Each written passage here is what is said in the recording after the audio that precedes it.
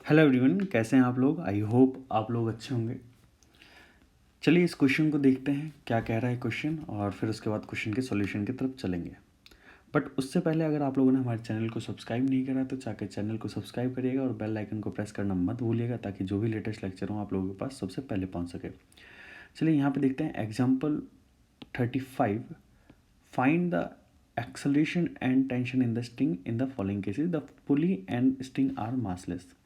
तो ये हमारे पास एक सिस्टम गिवन दे रखा है, ठीक है। और ये हमारे पास एक m मास का ब्लॉक है और ये 2m मास का ब्लॉक कनेक्टेड है, और ये दोनों के दोनों ब्लॉक स्ट्रिंग से कनेक्टेड हैं इंक्लाइन प्लेन के ऊपर, ठीक है। और यहाँ पे इस वाले इंक्लाइन प्लेन का कोफिशिएंट ऑफ फ्रिक्शन जो दे रखा है वो 2/3 दे रखा है, और इस वाले इंक्लाइन प्लेन का सरफेस का कोफिशिएंट ऑफ फ्रिक्शन दे रखा है 1/3 दे रखा है। तो इस क्वेश्चन को सॉल्व करते हैं। देखिए यहाँ पे अगर आप इस क्वेश्चन को सॉल्व करने के लिए सबसे पहले हम लोग फ्री बॉडी डायग्राम बनाएंगे। तो फ्री बॉडी डायग्राम बनाने के लिए इसका जो यहाँ पे फोर्स लगेगा कंपोनेंट mg का, डेट इज़ यहाँ पे 2m मास है, इस ब्लॉक का 2m मास है, तो 2mg नीचे की ओर लगेगा, तो इसका 2mg का एक कंपोनेंट 2mg sin 45 इधर हो जाएगा और 2mg cos 45 इधर हो जाएगा। 2mg cos 45 डिग्री इधर होगा, ठीक है। अच्छा एक और चीज़ समझिएगा, यहाँ पे एक mg sin 45 इधर लग रहा होगा, mg sin 45 डिग्री इधर, और mg का cos 45 इधर लग रहा होगा। क्लियर। अब एक चीज़ और समझिए, यहाँ पे नॉर्मल रिएक्शन फोर्स इस डायरेक्शन में लगेगा और यहाँ पे एक नॉर्मल रिएक्शन फोर्स इस डायरेक्शन में लगेगा। ये हमने N2 बोल दिया यहाँ पे, और ये हमने बोला N1, ठीक है। अच्छा एक और चीज़ समझिएगा, देखिए यहाँ पे स्ट्रिंग में टेंशन हो भी सकता है और नहीं भी हो सकता, हम बाद में देखेंगे। फिलहाल हम ये चेक करते हैं कि ब्लॉक के पास टेंडेंसी किधर जाने की है।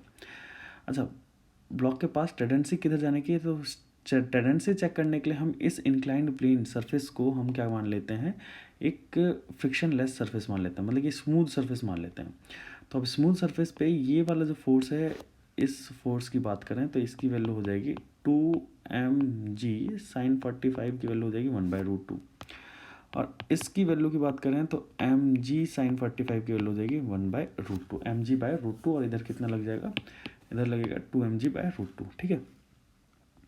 अभी 2mg/√2 इधर फोर्स लग रहा है, mg/√2 फोर्स इधर लग रहा है, ठीक। तो सिस्टम मूव करेगा भाई। अब अगर फ्रिक्शन ना हो तो पहले हम ये चेक करते हैं कि फ्रिक्शन क्या इसको मूव करने देगा या नहीं देगा। तो फ्रिक्शन मूव करने के लिए, देने के लिए ये चेक करना पड़ेगा लिमिटिंग फ्रिक्शन। तो यहाँ पे मैं लिमिटिंग फ्रिक्शन हम इस सरफेस के लिए निकाल रहे हैं, पहले इस वाले सरफेस के लिए। तो इसकी फ्रिक्शन कोफिशिएंट दे रखा है μ1 इंटू N1, और μ1 की वैल्यू दे रखी है 1/3 इंटू N1 की वैल्यू दे रखी है यहाँ पे 2mg cos 45 की वैल्यू 1/√2। तो ये हो जाएगा 2mg/3√2। This is the limiting friction 1। ऐसे ही हम बात करेंगे लिमिटिंग फ्रिक्शन 2 की। किसकी बात करते हैं, लिमिटिंग फ्रिक्शन 2, और यहाँ हो जाएगा μ2 इंटू N2। μ2 की वैल्यू हो जाएगी यहाँ पे 2/3, ये गिवन दे रखा है, ये रहा है ना 2/3, और N2 की वैल्यू जो हो जाएगी वो हो जाएगी mg cos 45, और cos 45 डिग्री की वैल्यू हो जाएगी 1/√2, तो 2/3√2, और ये हो जाएगा mg। क्लियर। ये सारी चीज़ें हमें समझ में आ रही है। तो यहाँ पे एक चीज़ तो समझ में आ रहा है कि फ्रिक्शन लिमिटिंग 1 और लिमिटिंग फ्रिक्शन 2 ये दोनों की वैल्यू इक्वल आ रही है। चलिए पहले देखते हैं कि भाई जब ये वाला फोर्स मूव कराने वाला है, मतलब कि ये वाला फोर्स मूव कराने वाला है, ये अपोज करने वाला है, तो ड्राइविंग फोर्स कितना है पहले ये तो चेक करते हैं। Driving force, net driving force, तभी तो उसके बाद आएगा फ्रिक्शन। तो देखते हैं नेट ड्राइविंग फोर्स जो होगा वो आएगा 2mg/√2 minus mg/√2, that is equal to हो जाता है mg/√2। इतना फोर्स जो है वो ड्राइविंग फोर्स है। अब अगर इतना फोर्स ड्राइविंग है तो अपोज करने वाला फोर्स कितना है, opposing force that is Fr limiting 1 plus Fr limiting 2 plus, तो यहाँ पे अगर मैं देखूँ तो ये हो जाता है 4mg/3√2। अब देखिए इस फोर्स को और इस फोर्स को मैं कंपैरिजन कर रहा हूँ, तो net driving force is less than, यहाँ पर मैं लिखता हूँ net driving force is less than opposing friction ना, अपोजिंग फ्रिक्शन से कम है, मतलब कि लिमिटिंग फ्रिक्शन से, डेट इज लिमिटिंग फ्रिक्शन से कम है। So block does not, so system does not move, does not move. अब देखिए सिस्टम तो मूव नहीं करेगा, ये तो हमें समझ में आता है। अब देखिए यहाँ पे एक 2m मास का ब्लॉक है, यहाँ m मास का ब्लॉक है, और कोफिशिएंट ऑफ फ्रिक्शन 2/3 दे रखा है, और यहाँ पे 1/3 दे रखा है। अब देखिए जब भी आपको दो जगह कोफिशिएंट ऑफ फ्रिक्शन दे रखा है, तो आप कोशिश करिए कि फ्रिक्शन फोर्स के बारे में कि वहाँ से हम पहले सॉल्व करना स्टार्ट करेंगे जहाँ पे कोफिशिएंट ऑफ फ्रिक्शन कम दे रखा हो। जैसे यहाँ पे कोफिशिएंट ऑफ फ्रिक्शन की वैल्यू 1/3 दे रखी है और यहाँ पे 2/3 दे रखी है, तो ये छोटी वैल्यू है। तो यहाँ से हम लोग क्वेश्चन को स्टार्ट करेंगे फ्री बॉडी डायग्राम बनाए, क्योंकि ब्लॉक तो मूव करेगा नहीं, हमें ये चीज़ तो समझ में आती है। तो हमें ये इसलिए यूज़ करना पड़ेगा क्योंकि यहाँ पे फ्रिक्शन पूरा का पूरा यूज़ हो जाएगा, है ना, ये वाला सरफेस पूरा का पूरा फ्रिक्शन यूज़ हो जाएगा, और यहाँ पे बचा हुआ जो ड्राइविंग फोर्स का जो पार्ट है वो यहाँ टेंशन के फॉर्मेट में यूज़ हो जाएगा। तो अभी हम बात करते हैं, देखिए हम बात करते हैं for block 2m mass, 2m मास के लिए हम बात करते हैं। तो यहाँ पे अगर आप थोड़ा सा ध्यान से देखें तो ये हमारा आ गया 2m मास, और 2m मास के ऊपर एक यहाँ पे इस डायरेक्शन में फ्रिक्शन इस डायरेक्शन में फोर्स लगेगा 2mg/√2, और इस डायरेक्शन में लगेगा 2mg/√2, है ना। यहाँ पे लगेगा नॉर्मल रिएक्शन फोर्स, क्लियर, और यहाँ पे लगेगा FR1, और यहाँ पे लगेगा टेंशन। अब इस चीज़ को समझिएगा, यहाँ पे अगर आप थोड़ा सा ध्यान से देखें, यहाँ पे अगर देखें कि हो सकता है टेंशन 0 भी हो, अब वो डिपेंड करता है कि अगर ये 2mg/√2 की वैल्यू अगर फ्रिक्शन फोर्स से कम हुई तो ये ब्लॉक के पास टेंडेंसी भी नहीं होगी मूव, ये ब्लॉक मूव ही नहीं कर पाएगा, और ब्लॉक नहीं जब मूव नहीं करेगा तो टेंशन की रिक्वायरमेंट क्या होगी। तो यहाँ पे FR1 की वैल्यू की बात करते हैं, तो FR1 की वैल्यू देखते हैं। यहाँ पे FR1 की वैल्यू जो है लिमिटिंग फ्रिक्शन की वैल्यू है वो that is 2mg/√2।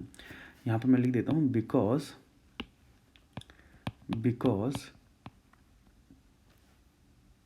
2mg/√2 is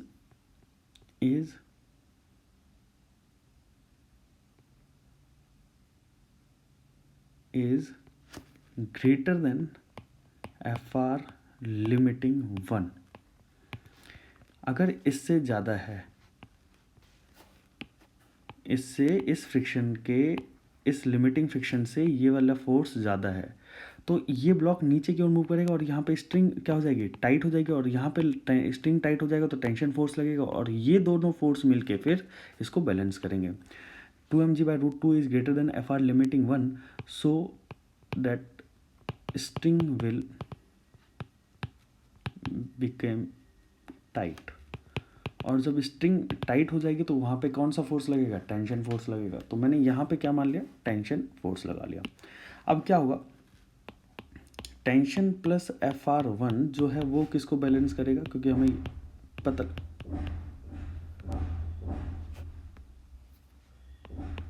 tension FR1 की वैल्यू की बात करते हैं, तो FR1 की वैल्यू कितनी हो जाएगी, यहाँ पे μ1 × N1, 2mg/√2 टेंशन, और μ1 की वैल्यू कितनी हो जाएगी, μ1 की वैल्यू हो जाएगी यहाँ पे 1/3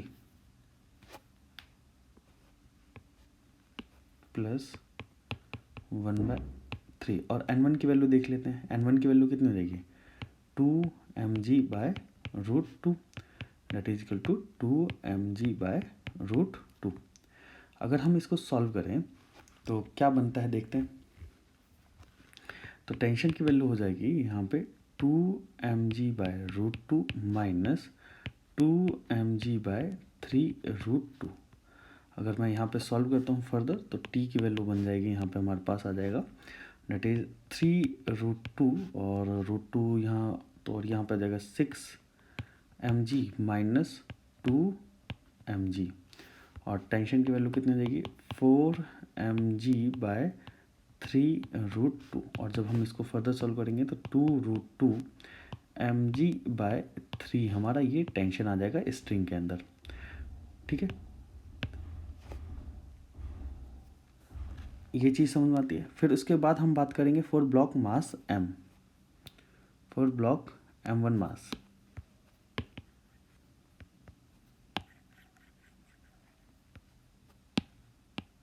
ये क्या लिखा हुआ है, चलिए फॉर मास m1 है ना, ये वाला मास, इस वाले मास की हम बात करते हैं, इस वाले मास की हम बात करते हैं।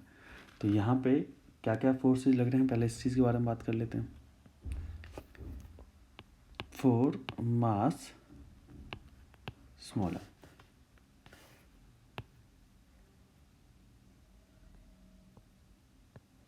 यहाँ पे एक टेंशन लग रहा होगा, यहाँ पे mg/√2 mg cos 45 date is mg/√2, यहाँ नॉर्मल फोर्स। अब देखिए यहाँ पे क्या होगा कि ये टेंशन फोर्स ऊपर की ओर mg/√2 इधर लग रहा होगा। फ्रिक्शन फोर्स की वैल्यू की बात करता हूँ तो FR1 FR2 इस डायरेक्शन में लगेगा, क्योंकि अगर आप देखें यहाँ पे ये 2√2 mg/3 जो है वो mg/√2 से ज़्यादा बड़ा है। तो यहाँ पे टेंशन की वैल्यू कितनी 2√2 mg/3। तो अब ये फ्रिक्शन, क्योंकि ये वाला फोर्स इस वाले फोर्स से ज़्यादा बड़ा है तो फ्रिक्शन इधर लगेगा।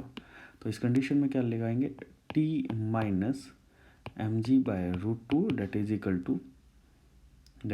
टू नहीं, T equal to friction FR2 plus mg/√2।